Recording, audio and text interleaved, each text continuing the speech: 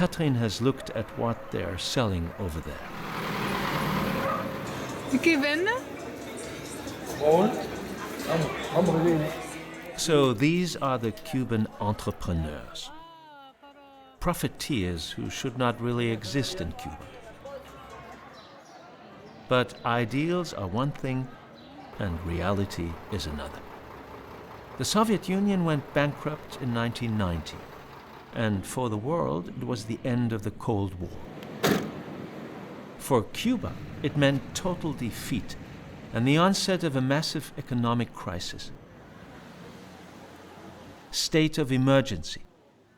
Castro called it periodo especial en tiempo de paz, special period in peacetime. Doesn't sound so bad. The peacetime was to blame. The peacetime that had broken out after the Cold War. It had given Cuba this special period. What a delicate creation of words. That was Fidel. He could change reality with a few words. In any case, because of this special period, the party had to leave the path of pure doctrine. They began to install capitalist economic engines into Cuban society. Since then, some people have been allowed to run their own businesses as an exception. This eases the supply situation. Unfortunately, not for us. The bottles on the counter contain juice, no mineral water. He's got only pizza. Look, Catherine, the guy in the pink shirt, he's got a baguette in his hand. I develop a real Cuban shopping sense. A little further up the street, behind a door left ajar. It smells of freshly baked bread. And behind the door is actually a bread store.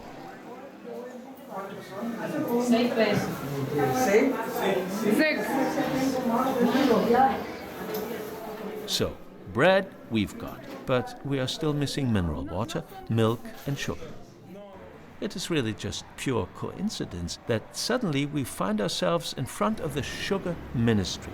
There is a sign that says this. It caught our eye because of the beautiful green color, matching the lovely green Oldsmobile in front of it.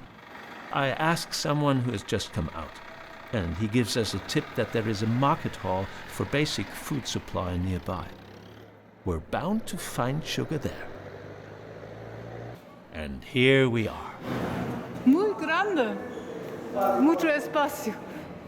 An impressive market hall, a state distribution center, and everything is available by the sack. Strange, hardly any customers. The hall is pretty empty. The huge barrels of wine and vinegar are also empty. Todo eso es azúcar, todo. Ok, frijoles también. Estos son los productos que se venden. Catherine is good at hiding her disappointment. Sí. They have cooking oil and pasta. Exactly the same as in the Idealo supermarket. Solamente así. The note on the entrance door says, Fidel entre nosotros. Fidel is among us. When I think of the empty hall, this could also be meant ironically. Catherine's guidebook says that Fidel lived on a small farm just outside Havana. And that he also had a cow. Who knows? Maybe even a small sugarcane field for milk and sugar. Why should he be here in the market hall? All right, the seller understands the poster. It has a symbolical meaning. Es el padre de nosotros. ¿Quién? Fidel. Fidel es el padre de De nosotros. nosotros, cubanos. De casi de toda la gente que vive, como se dice, en América. Todas las Américas. Nosotros somos familiares. Nosotros no somos humildes a la parte de nosotros. Pero compartimos las cosas nosotros. ¿Usted ha visto Fidel una vez? Si lo vi, me ha cargado también. Me cargó. Murió. ¿Entiendes? Él se murió, pero está en vida. Cuba number 4. There it is. The myth is alive. Just behind the state market hall is an open market. Here the agricultural comrades have been allowed to sell on their own account since the beginning of the special period.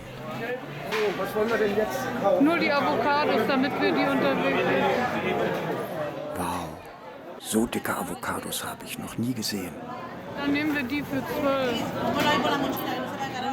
Sugar and water we still haven't found. But chance has already brought us a long way. We have discovered the Cuba rule number 1. Trust the coincidence.